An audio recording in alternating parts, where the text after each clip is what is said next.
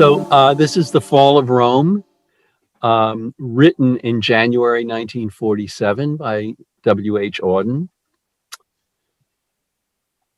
The piers are pummeled by the waves. In a lonely field, the rain lashes an abandoned train. Outlaws fill the mountain caves. Fantastic grow the evening gowns. Agents of the fisc pursue absconding tax defaulters through the sewers of provincial towns. Private rites of magic send the temple prostitutes to sleep. All the literati keep an imaginary friend. Cerebratonic Cato may extol the ancient disciplines, but the muscle-bound Marines mutiny for food and pay. Caesar's double bed is warm as an unimportant clerk writes, "I do not like my work," on a pink official form. Unendowed with wealth or pity, little birds with scarlet legs sitting on their speckled eggs eye each flu-infected city. Altogether elsewhere, vast herds of reindeer move across miles and miles of golden moss, silently and very fast.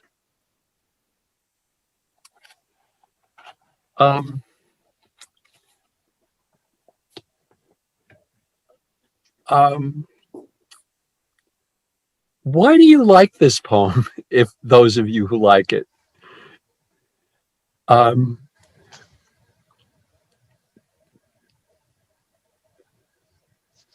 me, at least, it's really that last image, just the way it zooms out and you're able to sort of fall away. It's so beautiful and stilling that it gives this feeling, not a promise, but a feeling of being able to sort of drop back and be all right in almost a stoic way. The last image is really seems to me the most extraordinary in the poem, and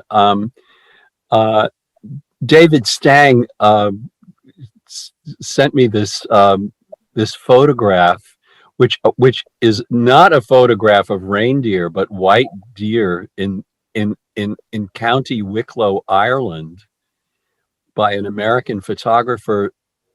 And David said that the last line of that photograph always reminded him of the last line of the poem, and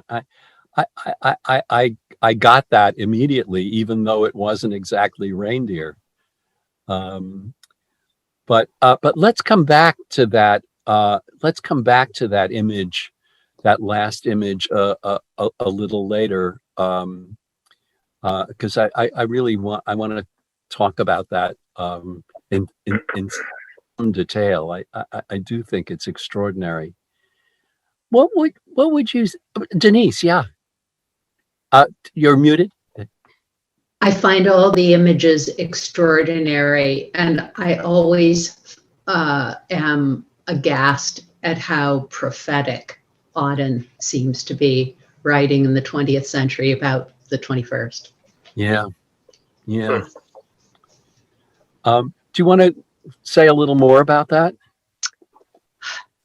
For example? Well, just to go to the specific images that are conjured to be, the piers pummeled by the waves. In the January of 2014, Britain actually had devastating winter storms, and if you would put on the BBC, you would see whole seafronts swept away. And of course, the piers are, iconic pleasure places in places like Brighton and Eastbourne, the summer resorts. And those images are so deeply unsettling and speak about what's happening to the oceans and climate. Outlaws fill the mountain caves, could be the Taliban. Fantastic grow the evening gowns, look at any issue of Vogue since, the rise of money in the 1980s. Agents of the Fisc pursue absconding tax defaulters. They probably won't be in the sewers of provincial towns. That's a kind of wonderful Les Miserables image. But, sorry. No, I was going to say, I also think of The Third Man. Yes. And Orson Welles being chased through the sewers of Paris. Not Vienna. No, not Paris. David, Berlin? Isn't it Berlin? Berlin? Yeah, Berlin. Yeah. Yeah.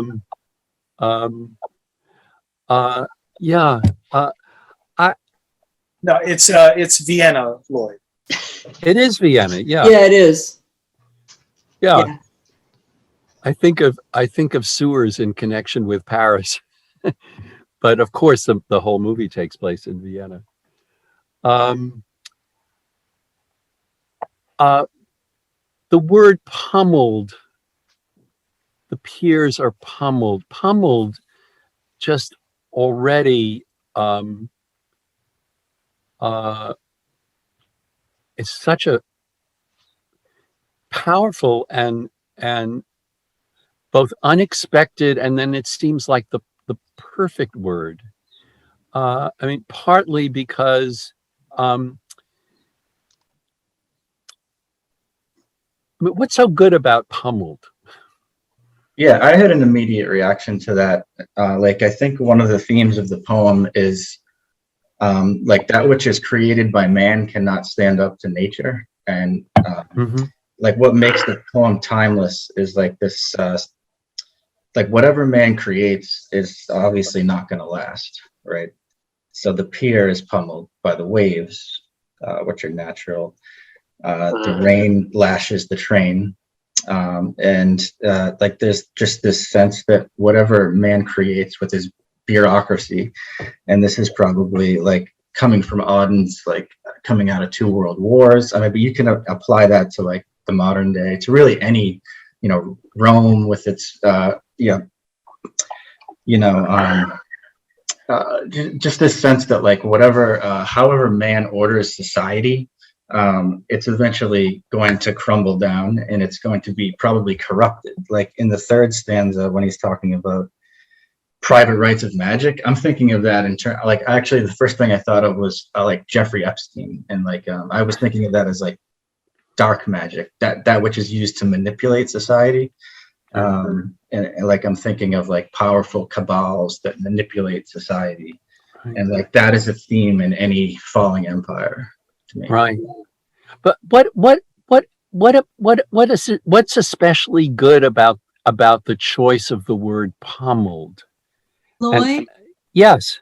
I mean, yeah, Jennifer. This is just a very simple point, but the sounds are what this poem is so much about. And there's, I'm not as familiar with Auden generally, so I can't put this in the context, but the patterns of sound in the whole poem are so dense, stanza by stanza. So you have, the piers are pummeled, you have fantastic fisc, you have private rights, prostitute, literati. There's all this alliteration and play of sound. Yeah. And I have to say, again, this is probably an unhelpful association.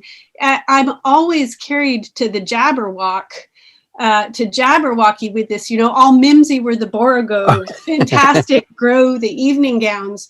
It's it makes up something. The sound is so densely patterned. It's almost surreal that way. I'm almost just pulled to see these the sound patterns growing on it like fungus or lichen or something like that. So the piers are pummeled by the waves. And again, it's not a clockwork metrical pattern, Right. but the sounds will reinforce the forces of the actions. So the Right. piers are pummeled by the waves. Def- And Right. when you get to the end of the poem and it's silently and very fast, you don't have that kind of percussion there. So Right. that sort of thing for me is happening, pummeling. Pummeling, Even if it's happening. contagious, happening all the way through the poem. So that's maybe the first place it starts. The piers are Right. pummeled by the waves. Yeah, and David and Denise also had. I saw some quick comments in the chat go by very fast, but could you,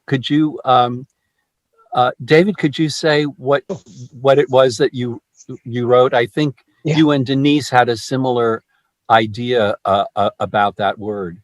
Yeah, that because pummeling you ordinarily think of as being something that like a human fist is doing, that the waves are being the violence of the waves is sort of haunted by humanity in a way. Yeah. So it's almost being presented as some sort of magically retroactive consequence of the social breakdown, of the human breakdown.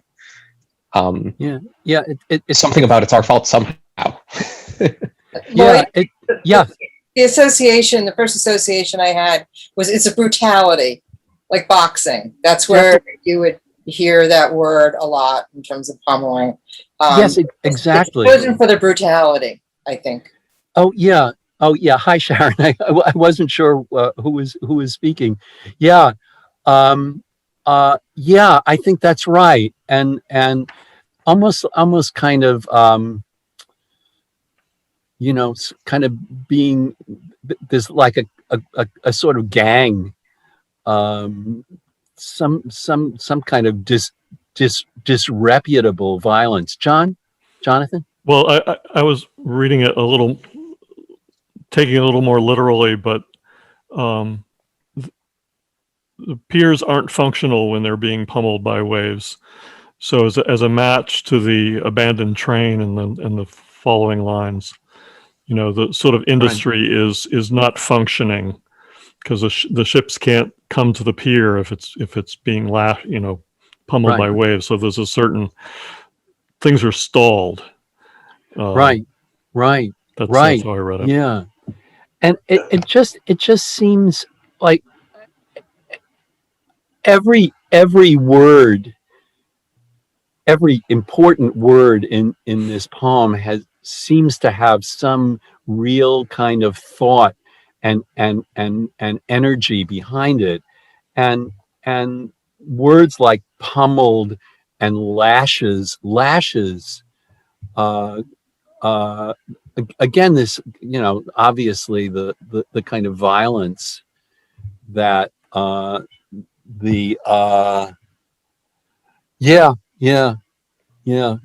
looking at Denise's message.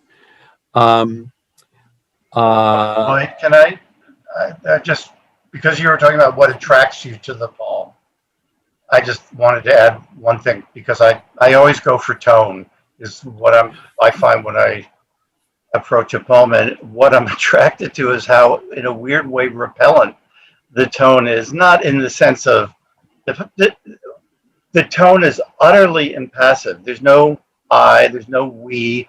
It's obviously public. Doesn't seem to be addressed to anyone in particular, and I really like that. I mean, it's like this whoever is saying this doesn't give a hoot what we think. And that seems to me very powerful. What do you take to be who is saying this?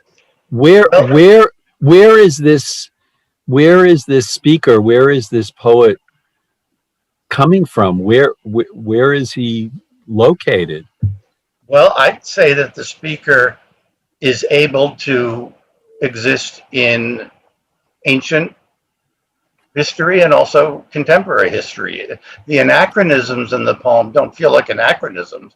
They just add to the poem's historical reach. And the last stanza, I don't know, the last stanza is so indeterminate in terms of history. It could be, you know, outside of Rome, it could be outside of whatever contemporary, or it could be back on the savannah. I mean, that's one of the, I don't know when reindeer were first evolutionarily available to notice, but one of the things I just like about it is how it's, the only I is actually the clerk, is in a quote. On a Yeah, big I sign. do not like, yeah. Lloyd, Yes, it's Cammie. Cammie, hi, yeah. I would back to what Jennifer was saying about the sort of nest of sound, and I think one of the things about Auden, I don't know if this will help with our question about tone or who the speaker is, but one of the things that I always notice about him is that despite the tight rhymes and the deep sounds, there's a kind of conversational, I don't know if relaxed exactly, but a conversational, relaxed kind of diction, you know, where if you just read it without thinking about meter, like the third from the bottom, Caesar's double bed is warm as an unimportant clerk writes, I do not like my work on a pink official form. I mean, it is a very tight rhyme, but it's also completely conversational and colloquial. And that's a combination that Auden uses a lot. Even when he's sliding in classical references and all the rest of it, you feel like you're sort of in someone's head who is very up au courant and is not, in a way, inflating the diction, like cerebrotonic Cato. Okay, I had to look that word up. May extol the ancient disciplines, but the muscle-bound Marines mutiny for food and pay. It's a perfect example of this combo of registers that he pulls off so easily. And so in answer to the tone question, there's something that's obviously detached with the absence of the first person, but it also seems to sort of include you in this sophisticated but informal attempt to understand the world in this moment. There's yeah, a number of things come to mind from what you and Stephen a few minutes ago said. That I mean, for one thing, there's the title of the poem, and by the time we get to the third line, we, you know, there lashes an abandoned train. What is, you know, that's it's not Rome. Not only Rome. Well, it's not, certainly not ancient Rome. Not there. Yeah, it is elsewhere, I think. Trains? No, I think private rites of magic send the temple prostitutes. Oh, no, I was talking about the third line of the poem. Oh, okay, yeah. Oh, absolutely. No, so very, very quickly you get a kind of leap from the title, which you think is going to be a kind of historic poem, and we even have Cato in the poem, but it's obviously more contemporary than ancient history. It's not ancient history. Could be ancient history in the first two lines, I suppose, but by the time you get to the third line, it's not. Who made the trains run on time? I'm sorry? Who made the trains run on time? Oh, yes. I wanted to sort of talk about this. Lloyd, am I coming in? Yes, you are. It's a gadget. I mean, a literary device to talk about the present in terms of the past. Sure. And so it's an exploitation of anachronism. The train is not the only thing we get. The Fisk, Right. The Fisk, the Marines, they weren't called Marines. That's an allusion maybe to America. America still may be fresh on Auden's mind after World War II. Sure. In 1947, he wrote about the boys coming into, what was it called? Something visit, port visit or something, another of his big poems. And so, yeah, you get this mixing. The pink official form is not Roman. Right. But so you're talking about civilization, contemporaneity, how history repeats itself. After World War II, though, the British must have felt great relief at victory. They must have known their days of empire were about over or in decline. And when you're talking about Rome, you're talking about empire, and the same with Britain, the British Empire, where the sun never sets. So you're getting all of this, and just the whole thing. I mean, the last two stanzas, I know you didn't want to go there yet, but with the birds and with the reindeer, nature has an abiding, used to have an abiding sense. We don't know about that anymore, which is really spooky for our times. We don't know if the reindeer are going to be able to run across this moss and in their cold north. But nature is both punitive or retributive to the sophistications and the decadence of society, like the little birds with scarlet legs. Scarlet means fever, and these are flu-infected cities.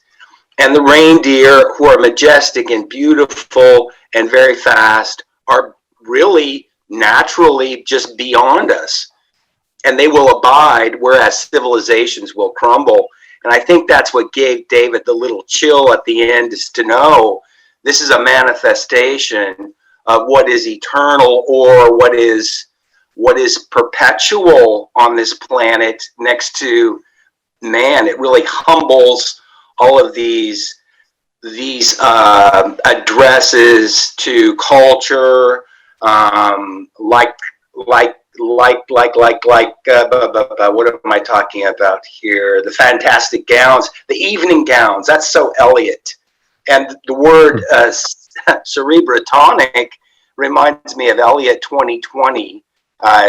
Peaculative pence and all of that. And it's interesting that the right adjective is cerebral, and the principal word that comes to mind at the end of tonic is either a gin and tonic or catatonic.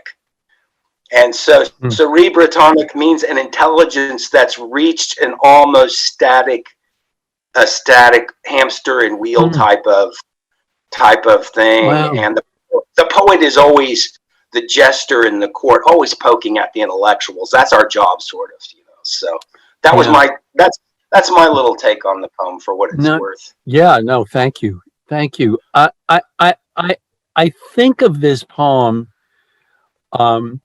as fundamentally and profoundly ironic, but the irony isn't.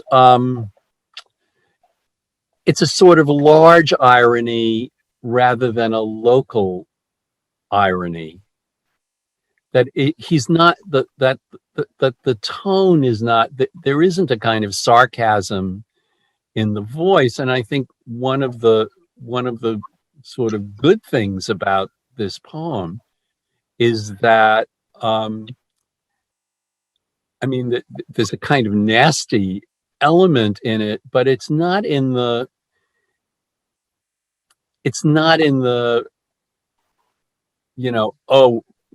isn't this terrible? He's just giving us a picture that leaves us with a sense of kind of despair about civilization. I think there's something a little more specific, because, and it's in the title as well as in the text. This is not the fall of the Roman Empire. This is exactly the moment at which the Roman Empire rises. Cato committed suicide to oppose Caesar's moves on the principles of the Roman Republic. Cato was a famously austere and incorruptible official of the Republic. He retreats to northern Africa, Utica, where he will kill himself as a gesture against the rise of Rome as an empire. And so we think of the fall of Rome as something that happened in the 4th century. Right. This is happening It's happening at the beginning. at the beginning. Yeah. Yeah. Now, Lloyd, John, yeah. you can't read this poem without thinking of Yeats's Lapis Lazuli. And that is a poem that has no irony.